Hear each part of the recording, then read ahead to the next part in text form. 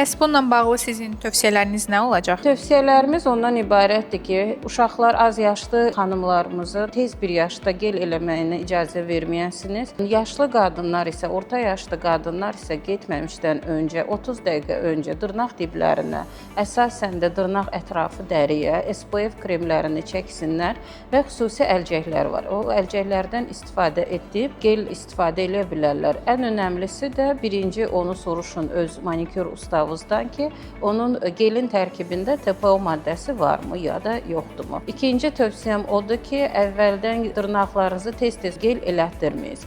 Nəyə görə? Dırnaq dibindən çıxanda dırnağın dibinin öz normal saf mayasında baxıb biləcəksiniz ki, dəyişiklik varmı, yoxmu? Əgər dəyişiklik varsa, siz artıq həkimə müraciət edin. Nəyə görə? Çünki o dəyişikliklər ilk öncə bir xətt kimi formalaşır. Yəni bunlara diaqnoz olaraq melanonixiya deyirik. Dırnaq üzərindən bir xətt gəlir və o xətt uzun müddət qaldıqdan sonra təkrar gellərdən və UVA şüalarından istifadə etdikdən sonra bu xətt melanomaya keçir və artıq çox riskli bir xəstəliyin yaranmasına səbəb olur.